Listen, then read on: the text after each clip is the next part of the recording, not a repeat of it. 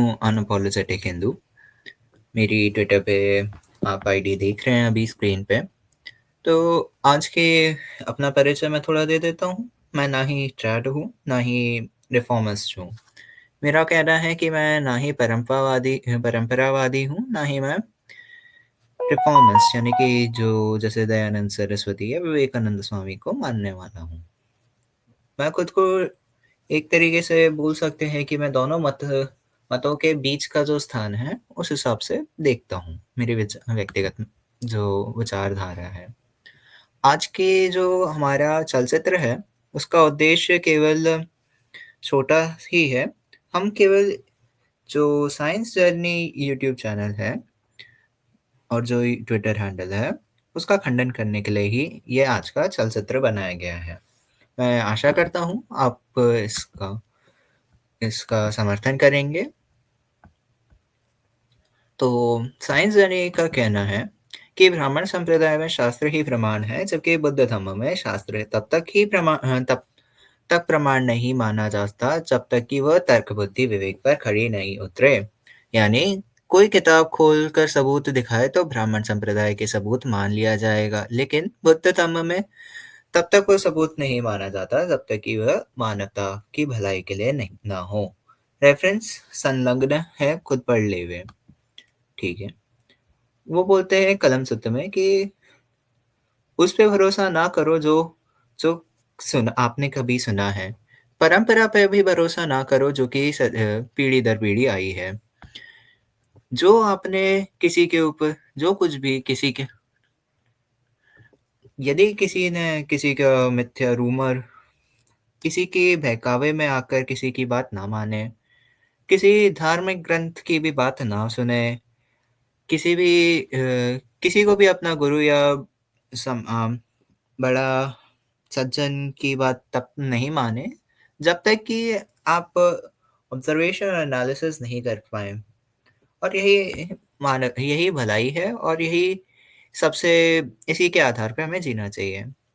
तो science journey महोदय का क्लेम है कि बुद्ध धम्म में कलम सुत्त में ऐसा दिखाया गया है, कालम सुत्त में। किंतु वास्तविक जब आप कालम सुत्त पढ़ेंगे तो आपको समझ में आएगा कि वहाँ पे जो बुद्ध बोल रहे हैं, उसमें तो ये जो कोट कर रहे हैं, ये तो आता ही नहीं। ये बुद्ध के नाम से मिथ्या प्रचार किया गया है बौद्ध मत का। मैं आपको दिखाता हूँ कि कालम सुत्त में वास्तविकता में क्या है।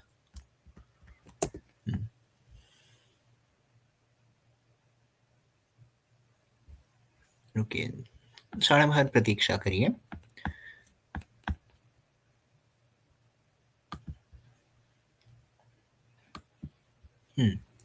ये है कालम सुत्त। अब इसको पाली में तो मैं आपको पाली भी खोल के ही दे देता हूँ। अंग्रेजी और पाली का हम अनुवाद पढ़ेंगे। तो इसमें मैं साइड बाय साइड कर देता हूँ ताकि पढ़ने में आसानी हो थोड़ी। मैं इसकी लिपि देवनागरी कर देता हूँ। देवनागरी।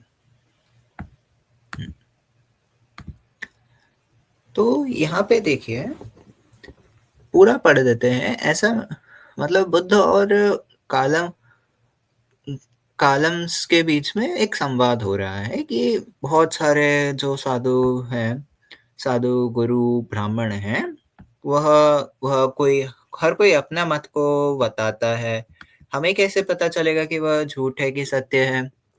तो उसके बाद भगवान बुद्ध कालमों को कहते हैं कि तुम कि तुम ओरल ट्रांसमिशन यानी कि कही सुनी बात पे मत जाओ, तुम परंपरा पे मत जाओ, तुम टेस्टामेंट यानी कि जो पीटक जो त्रिपिटक जो है, पीटक पे भी मत जाओ। तुम किसी भी धर्म ग्रंथ पे ना जाओ। तुम लॉजिक यानी कि जो तुम्हारा तर्क है, तुम तर्क पे भी मत जाओ। तुम न्याय पे भी मत जाओ।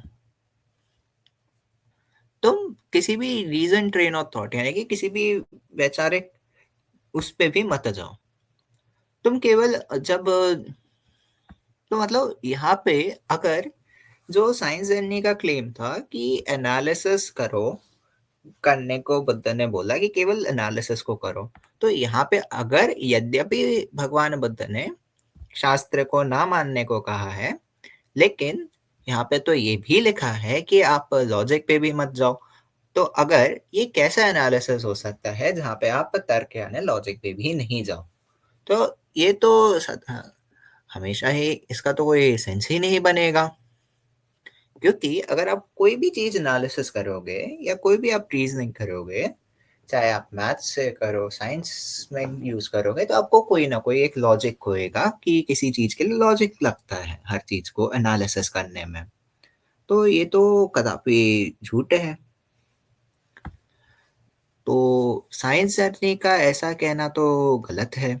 अच्छा, और उसके बाद अगर आपने ध्यान दिया हो कि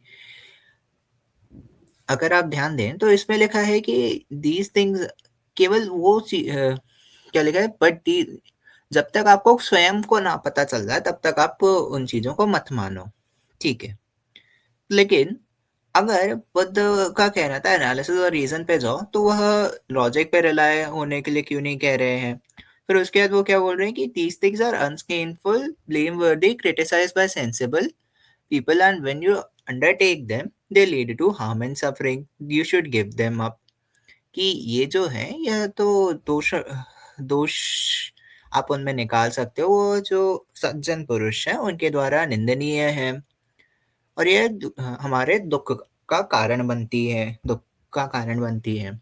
तो यहाँ पे यद्यपि इस चीज का अर्थ तो नहीं लगाया जा सकता कि यहाँ पे एनालिसिस और रीजन बोला जाए।